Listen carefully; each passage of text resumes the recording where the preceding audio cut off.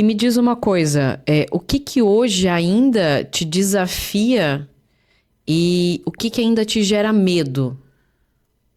Olha, como eu trabalho muito com inteligência emocional e eu trabalho muito com a mentalidade, hoje o medo não é mais o medo de me paralisar. Hoje o meu medo é um medo bem consciente. Eu trago ele para bem perto de mim, que é um dos segredos que eu conto ali na mentoria. Porque que eu estava falando antes, né? Quando a gente não entende a nossa sombra, ela nos assombra diariamente. Mas quando eu sei qual é a minha sombra, eu trago ela comigo. Vem cá, eu vou contigo aqui porque eu sei exatamente o que tu és, né? Então, as minhas fraquezas, as minhas dificuldades. Então, o medo hoje que eu tenho muita clareza, né, da minha pouca experiência empresarial. Esse não seria um medo, mas seria o ponto de atenção, sabe? Porque muitas vezes vem aquela vozinha, né? Ah, mas tu não tem tanta experiência assim. E eu tenho que ver, eu trago essa voz comigo. Eu realmente não tenho muita experiência de pessoas que trabalharam em empresas a vida toda. Porque tem o seguinte: quem são os meus concorrentes? Vou colocar concorrentes. Quem são os meus concorrentes hoje do meu negócio? São pessoas que saíram da empresa e viraram consultores. Pessoas que saíram do mercado de trabalho, lá da área deles, e viraram mentores, tu entende? Eu não. O meu diferencial está na minha metodologia de ensinar. Esse é o meu diferencial hoje. Que também faz uma distinção bem grande, porque a pessoa que sai de uma área específica, ela entende daquela área. Isso. Né? E tu, pela tua trajetória, consegues distribuir esse conhecimento para áreas bastante diversas, pelo que me parece. Exatamente. Val, então, é nesse sentido, assim, Val, sabe? me diz mais uma coisa. Hoje tu entendes que tu já encontrou o teu propósito de vida? E como é que as pessoas chegam nesse propósito? Porque hoje está muito em voga. Como você encontra o seu propósito de vida? Então, eu gosto muito de falar sobre propósito de vida, porque é uma das coisas que eu falo na minha mentoria. O propósito de vida, eu encontrei. Mas o que acontece? Eu também tenho um lado espiritual muito forte. Então, eu frequento uma fraternidade que desenvolve o lado espiritual muito grande. Hoje eu estudo sobre xamanismo, que é incrível o conhecimento que tem sobre isso. Eu estudo sobre cura de ervas, com as ervas. Então, é um mundo bem, né, bem holístico. Holístico, Então, entendo sobre algumas religiões de matrizes africanas. Eu entendo sobre a dualidade do espírito, da espiritualidade, da religião, né? Então, eu acho que isso tem muito a ver com encontrar o propósito quando tu começa a olhar para dentro de si.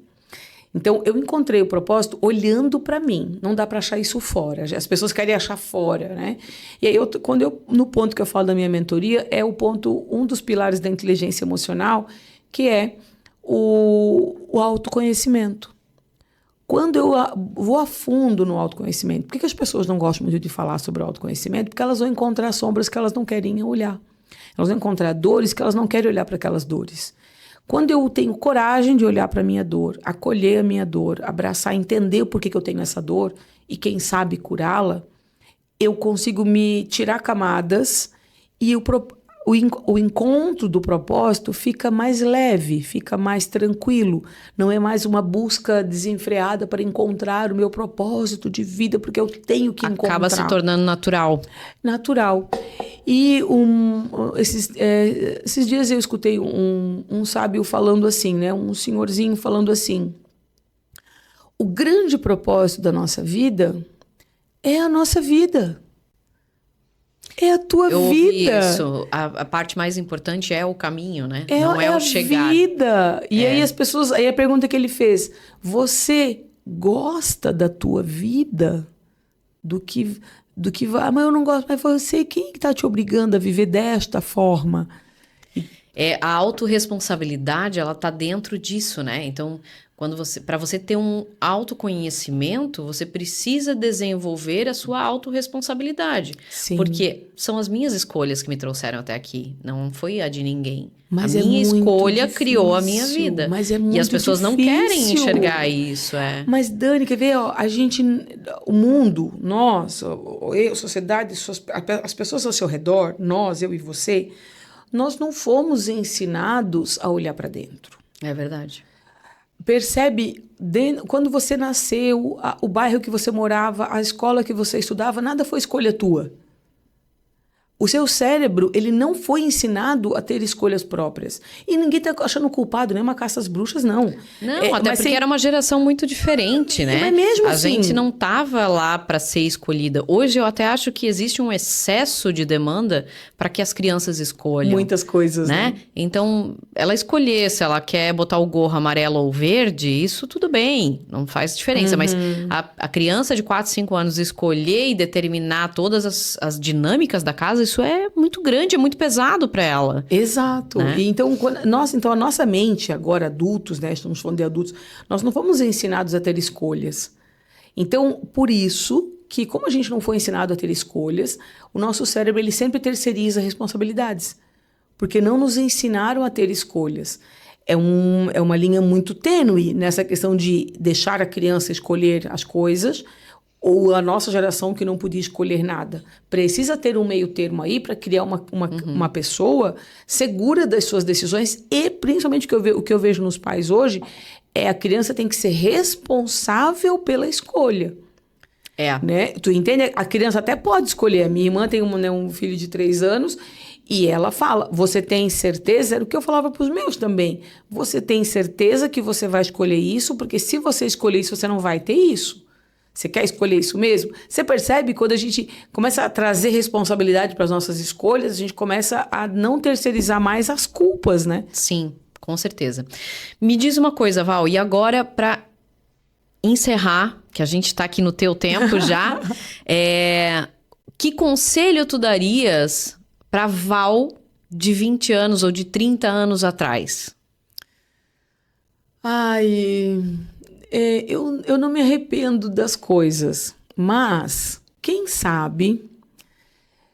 Houve um marco muito interessante quando eu virei professora, digamos assim, né? Eu conto também essa história, tem um tchururus ali, né? Tem um tchururus interessante. E eu podia ter ido estudar jornalismo em São Paulo.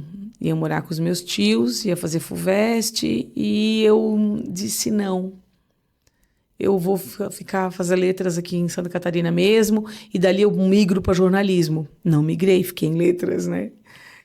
Houve um tchururus ali que eu não migrei, que fiquei em letras. Te apaixonasse pela classe? Foi um conjunto de informações que aconteceram. Eu conto isso no meu livro também, tá? Tá lá no livro. Do porquê, como é que foi essa história. E eu talvez falaria para Val lá, né, de 20 anos, vai para São Paulo para ver o que ia dar. Seria uma vida completamente diferente. Sim, né? Certeza. Não gosto do que eu vivo hoje. Nossa, eu sou apaixonada por tudo que eu vivi. Eu tenho muito orgulho do que eu fiz. Sabe? Eu tenho muito orgulho de dizer da minha trajetória de professora, de toda a minha carreira. Eu encontro ex-alunos, eu sou tão feliz, eu me emociono quando eu escuto os ex-alunos falando comigo. Eu sou muito feliz com o que eu faço.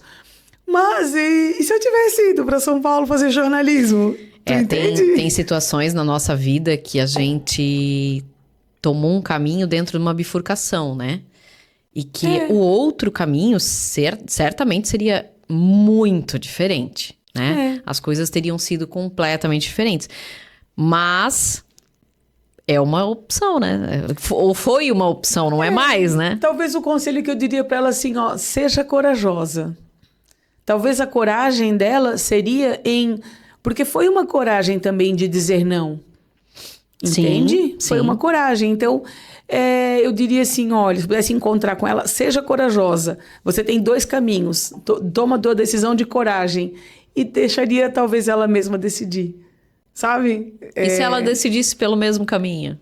Estaria você aqui novamente. Eu seria muito feliz, porque eu construí uma carreira muito linda, assim. Eu sou muito feliz com o que eu faço. Então, né, é ser corajosa. E se fosse, né, para deixar até um conselho para as pessoas, é olhar para... Quando eu comecei a olhar para mim, foi algo surreal, né? Quando eu comecei a olhar para mim, o autoconhecimento me transformou de um jeito incrível. Essa eu tenho muito orgulho de dizer quem eu sou hoje, sabe? De mim, assim, daquilo que eu descobri de mim. E aceitar as minhas sombras, né? E aceitar que eu não sou perfeita e que eu não preciso agradar as pessoas. Mas eu passei muito tempo tentando agradar e ficar numa forma que não me cabia. E era muito dolorido.